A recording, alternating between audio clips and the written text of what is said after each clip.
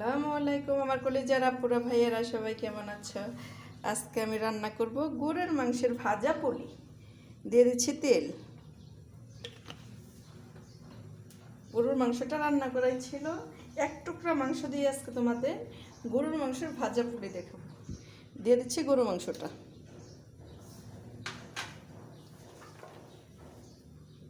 দিয়ে দিচ্ছি পেঁয়াজ কুচি, দিয়ে দিচ্ছি রসুন, দিয়ে দিচ্ছি কাঁচামরিচ স্বাদ মতো। এখন ভেজে নেব।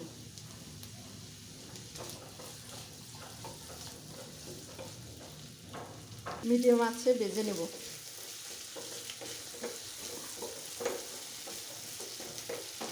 এক টুকরো গরুর মাংস বলে সেরের সময় এই ভাজা পুলিটা করে তোমরা খেতে পারো।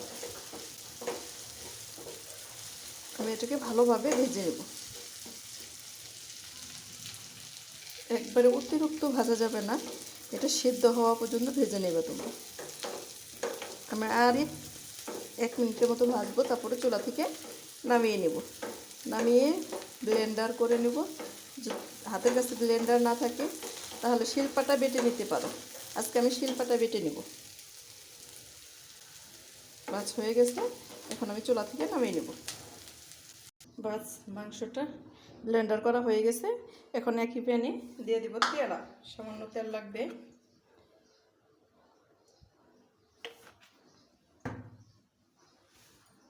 গরম হয়ে গেছে, লাগবে সামান্য জিরা, লাগবে সামান্য আদা রসুন পেস্ট, লাগবে সামান্য হলুদ গুঁড়ো।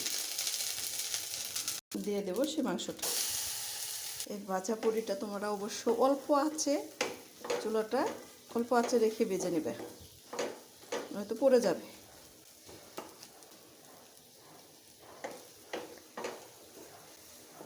যারা সেহেরের সময় একদমই খেতে পারো না, তারা এই ভাজা পুরিটা দিয়ে অনেকগুলো ভাত খেতে পারবা।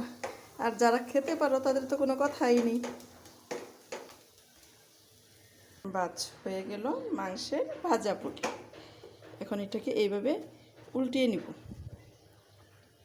বাজ হয়ে গেল এক টুকরো মাংস দিয়ে মাংসের ভাজা পুলি। এখন চুলা থেকে নামিয়ে নেব।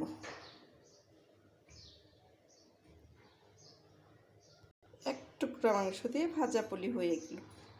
আমার রেসিপিটি যদি তোমাদের ভালো লাগে, আমার পেজটা ফলো করো প্লিজ।